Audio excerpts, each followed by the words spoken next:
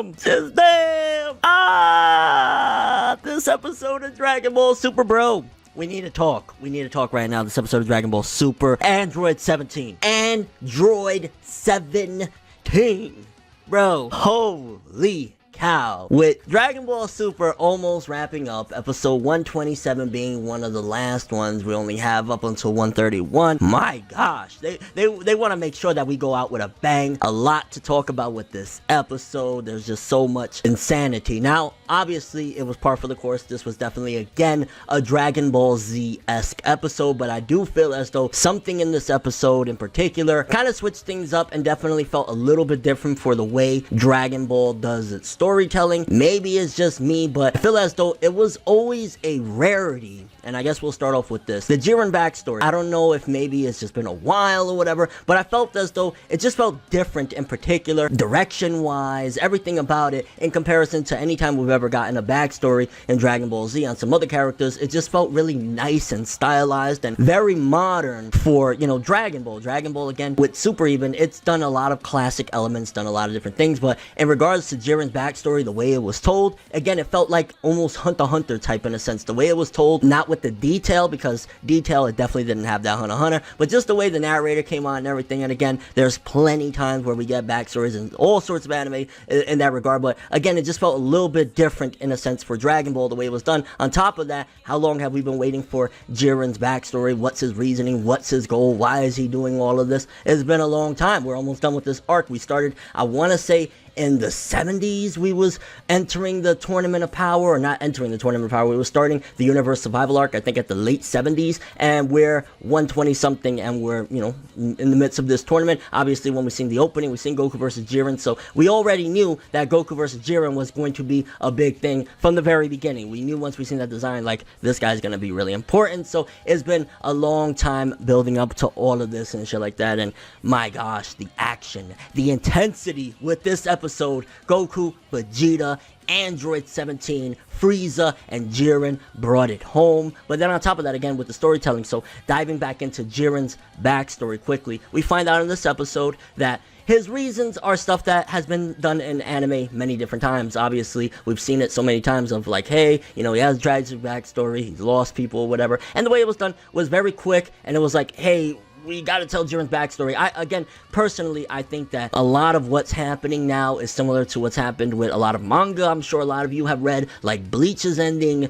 a lot of different series. When they get to the end, it gets really, really quick, and all of a sudden, that nice storytelling pacing that you had goes out the window, and it feels as though, again, that's par for the course with Dragon Ball Super. Jiren's backstory was done in a few minutes. Personally, I wasn't really that bothered by it. I can see if people are. I'm not sure. I haven't really been on the pulse for this particular episode in regards to what people like or dislike. I'm going off my own thing. I liked, in a sense, getting it. Like, yay, we finally know who the fuck he is and what he's about, what he wants, via, you know, Burmod telling the story of what happened to Jiren, his master, his teacher, all of that shit, his people abandoning him, and his wish for the Super Dragon Balls. Essentially, he's really into justice, so to speak, but essentially he's a scumbag because he was using the Pride Troopers to begin with to attain his own goal. He felt abandoned, he felt alone. So Jiren, again, a lot of this episode goes into a theme that it was trying to create, in a sense of humanity is a very fickle thing. I think that was one of the aspects. I think a lot of it is like, you can be an extraordinarily powerful person, such as Jiren. Look at Jiren, right? He has been the big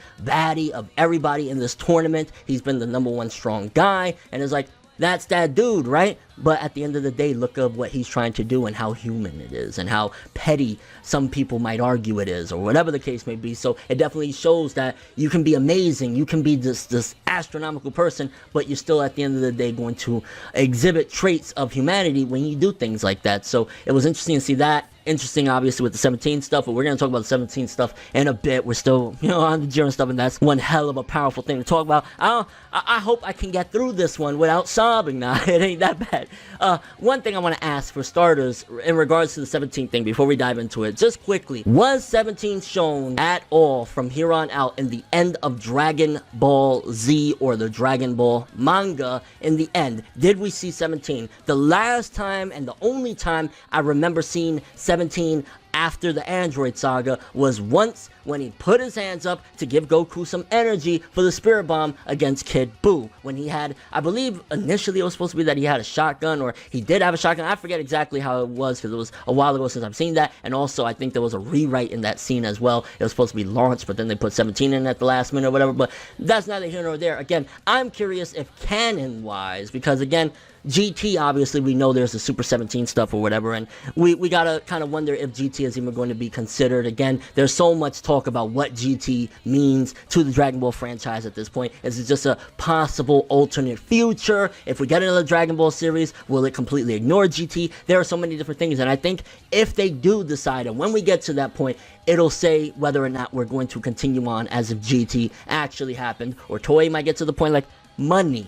No one likes GT. Money. Let's redo that time period in Dragon Ball in a better format. So there's a possibility that they can go that route and just say, GT don't make no money. Super made money. Let's go that route and continue on building on that story that people loved and cross over into the time period of GT that no one gave a shit about anyways. Move it out the way. Let's do it in that way, because Super, in my opinion, no matter what you want to say that, because there are people that say GT is better than Super, and believe me, I know I've trailed off from the 17 discussion, but it all started from the Super 17 thing. But in regards to Super, in my opinion, always 110% will feel like Dragon Ball Z a billion times more than GT. Is that a good thing or a bad thing? I don't know. But in regards to why we loved, this series so much, a lot of it was we fell in love when we started watching Dragon Ball Z. A lot of us started with the Z portion, not the Dragon Ball era. So Super is going to always remind me of that, and I love that part. GT just doesn't feel like Dragon Ball Z because the characters, it's different.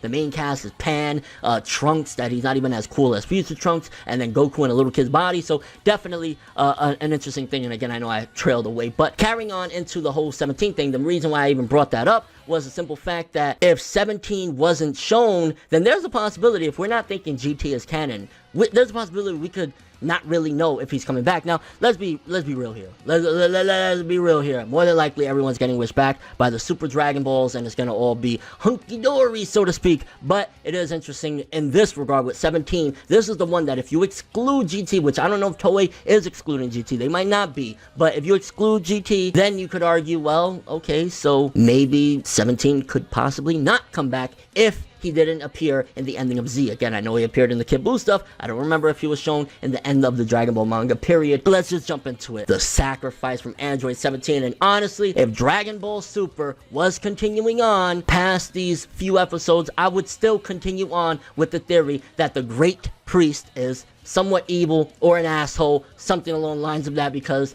he said with a smile, well, which also kind of felt like he screwed over 17. 17 sacrificed himself, so no penalties to Universe 11, when honestly, looking at that maneuver, right, what happened with 17? He used his ki, I don't know if he used it as his life force to block Goku and Vegeta, and then basically took the L, because when he was saying he was sacrificing himself, right, what was he doing? Was he doing the Vegeta, I'm gonna turn myself to stone to blow up, or was he using his ki to protect the two of them, and then just taking the full-on blast?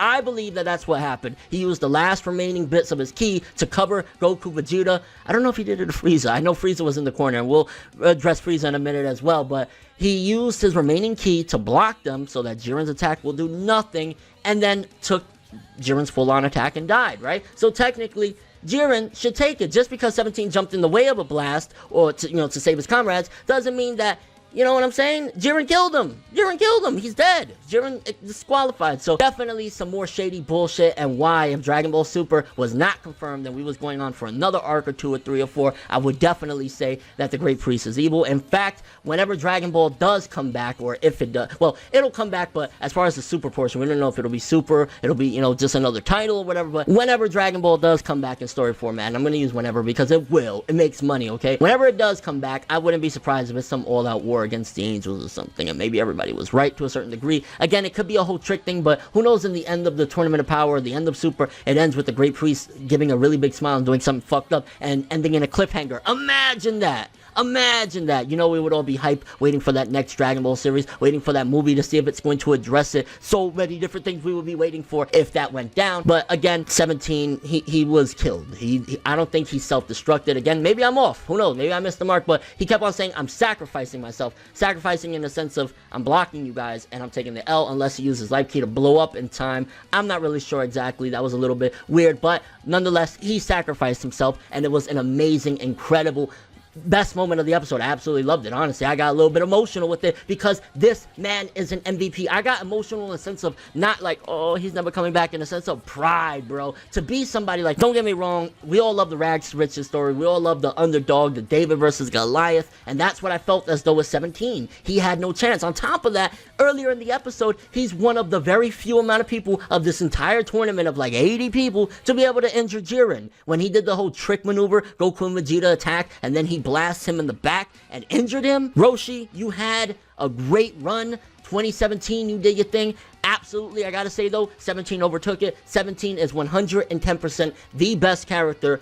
of the entirety of Dragon Ball Super's Tournament of Power arc. I still don't want to say the whole series because that just seems so ridiculous to say, but of the Tournament of Power, absolutely. Of Universe 7, absolutely. Just of anybody. How much has this guy done? And then gave his own life on top of that, which the cruise shit was funny as hell, because Jiren's talking about, you know, my master died and all of this shit, or not really talking about it. Belmod is saying his backstory, which really makes me curious on what's the connection between Belmod and Jiren. Was Belmod the new teacher to him? Like, I'm kind of curious why Belmod is actually so knowledgeable of Jiren, and why is he telling it in this fashion. A lot of interesting things regarding their relationship, which again, probably will never be explored, or if it is explored, it'll be whenever the next series comes out, whenever that is, right? So, and that's assuming that they even address these, because let's just say they take a 5-year hiatus from doing Dragon Ball anime, come back and they're like, no one's gonna give a fuck about Belmod and any of them. We might address them, but then we're gonna move on to brand new characters, so who knows? Maybe we'll never even see what happened and why are they in particular linked up. Nothing in particular in the grand scheme of, like, you know, Belmod came and he was the savior or some shit, so it more so leaned into this is why this is Jiren's wish or whatever. But 17, absolute powerhouse and a monster, and just amazing. Talk about Frieza real quick, because honestly, a lot of people are like, what happened to Frieza? Again, Frieza has been the human tyrant punching bag. Jiren gave it his all and kicked his ass yet again. Frieza at this point is like, I hope he just stays in the cut until whenever he gets either eliminated or just about before the tournament is over. We got 3 minutes left. I just want Frieza to just stay away, because it's getting to the point where I'm almost not going to be able to watch some of those parts of Z, looking at him as this evil tyrant and knowing in the future he's going to get bitch slapped around and absolutely massacred by a guy named Jiren. You know what I'm saying? So it's going to be difficult for me to rewatch certain aspects of Dragon Ball, because Frieza's character is starting to look a little bit interesting to me, to say the least, and I'm not in a good way. But yeah, so Frieza absolutely bitch slapped throughout this episode, horribly displayed. Yeah, I mean, not horribly displayed in a sense, because, you know, everybody, which I know I'm jumping from topic to topic, forgive me, but one of the things that Gohan and everybody set out to do in the very beginning of this tournament, and it's very ironic that nobody wanted to do, was Gohan wanted everybody to work as a team. He said, you know, him, Piccolo, Roshi, everybody were like, let's work as a team. As long as we stick together, we'll be able to win. Goku was like, nah. Vegeta was like, nah. Everybody was like, nah. Frieza was like, hell no. You know what I'm saying? Now, they've all really been working as a team. Goku, Vegeta, 17, hell, even Frieza. Well, Frieza's the one that's still really the worst as far as working as a team, but he's still been doing his thing as well, and it's interesting to see, like, 17 saving Frieza, so many different things that happened of them using teamwork, which was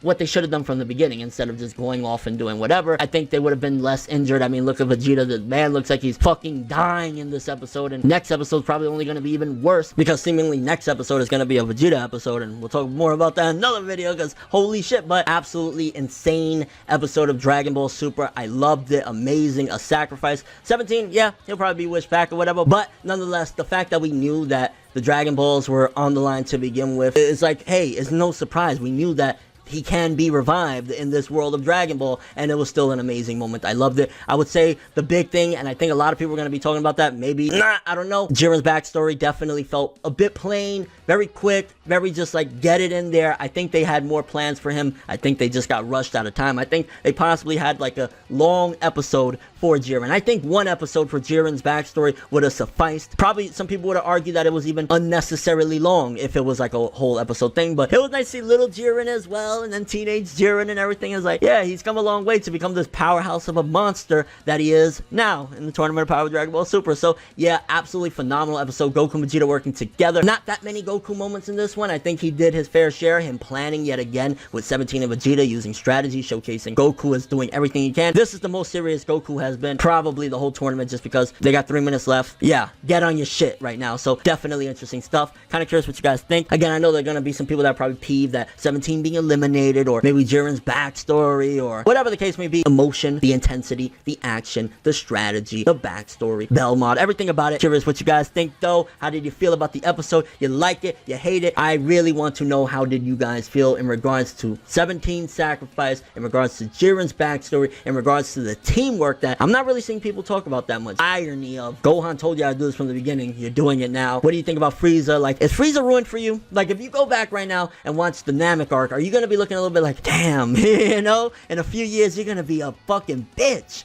And your overall thoughts of Dragon Ball Super episode 127. Only a few more episodes remain in the Tournament of Power, and I'm loving every second of it. Honestly, absolutely fucking phenomenal. 17, amazing. That sacrifice though, like, oh, I guess I want to ask, did he really sacrifice himself in a sense of like, did he blow himself up, or because he took the L purposely, then they're doing it that way? I mean, Jiren's hands were the ones responsible, right? Your overall thoughts, but that is all I have for this one. Thanks for watching. I hope you enjoyed. If you liked anything I had to say, or enjoyed the video, drop me a like. I'd greatly appreciate it. And if you want more from me, make sure to subscribe, follow me on Twitter, Instagram, and stalk my Facebook to get more when the video ends. I'm ForneverWorld, and as always, people, have an awesome day, and remember the golden rule: anime and manga for life, boy. Bow. Have an awesome day.